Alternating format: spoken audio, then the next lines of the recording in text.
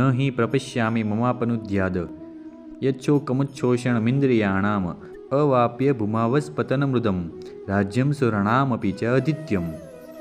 मुझे ऐसा कोई साधन नहीं दिखता जो मेरी इंद्रियों को सुखाने वाले इस शोक को दूर कर सके।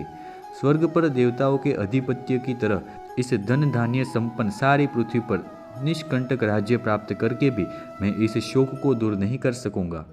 तात्पर्य, यद्यपि अर्जुन धर्म तथा सदाचार के नियमों पर आधारित अनेक तर्क प्रस्तुत करता है, किंतु ऐसा प्रतीत होता है कि वह अपने गुरु भगवान श्री कृष्ण की सहायता के बिना अपनी असली समस्या को हल नहीं कर पा रहा।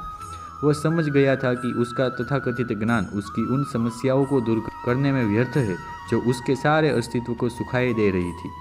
उसे इन उलझनों को भगवान कृष्ण के जैसे आध्यात्मिक गुरु की सहायता के बिना हल कर पाना असंभव लग रहा था। शैक्षणिक ज्ञान, विद्वता, उच्च पद, ये सब जीवन की समस्याओं का हल करने में व्यर्थ है। यदि कोई उसमें सहायता कर सकता है तो वह है एकमात्र गुरु। अतः निष्कर्ष यह निकलता है कि गुरु जो 100% कृष्ण भावना भावित होता है, वही एकमात्र प्रामाणिक गुरु है और वही जीवन की समस्याओं को हल कर सकता है। भगवान चैतन्य ने कहा है, जो कृष्ण भावनामृत के विज्ञान में दक्ष हो, कृष्ण त्वेता हो, चाहे वह जिस किसी जाति का हो, वही वास्तविक गुरु है। किवा विप्र किबा न्यासी शूद्र केने नय, यह कृष्ण तत्ववेता से ये गुरु है। कोई व्यक्ति चाहे वह विप्र हो, निम्न जाति में जन्म शूद्र हो या कि सन्यासी, यदि वह कृष्ण के विज्ञान में दक्ष है तो वह यथार्थ प्रामाणिक गुरु है। अतः कृष्ण तत्ववेता हुए बिना कोई भी प्रामाणिक गुरु नहीं हो सकता। वैदिक साहित्य में भी कहा गया है, षट कर्म निपुणो विप्रो मंत्र तंत्र विशारदः अवैष्णवो गुरुर्न स्याद वैष्णव सपश्चो गुरु। विद्वान ब्राह्मण भले ही वह संपूर्ण वैदिक ज्ञान में पारंगत क्यों न हो, यदि वह वैष्णव नहीं है या कृष्ण भावनामृत में दक्ष नहीं है तो गुरु बनने के पात्र नहीं है।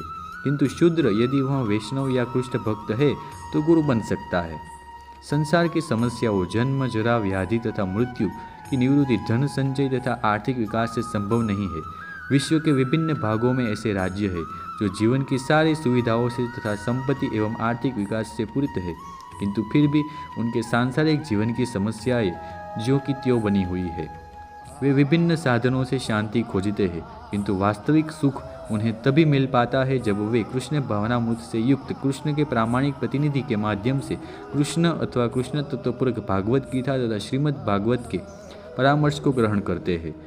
यदि आर्थिक विकास तथा भौतिक सुख किसी के पारिवारिक, सामाजिक, राष्ट्रीय या अंतर्राष्ट्रीय अव्यवस्था से उत्पन्न हुए शोकों को दूर कर पाते तो अर्जुन यह न कहता कि पृथ्वी का अप्रतिम राज्य या स्वर्गलोक में देवताओं की सर्वोच्चता भी उसके शोकों को दूर नहीं कर सकती।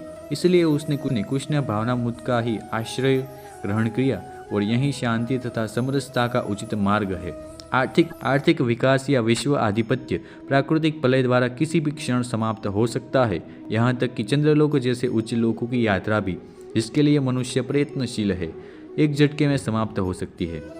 भगवद गीता इसकी पुष्टि कर, क्षीणे पुण्य मर्त्य लोकम विशंति, जब पुण्य कर्मों के फल समाप्त हो जाते हैं तो मनुष्य सुख के शिखर से जीवन की निम्नतम स्तर पर गिर जाता है।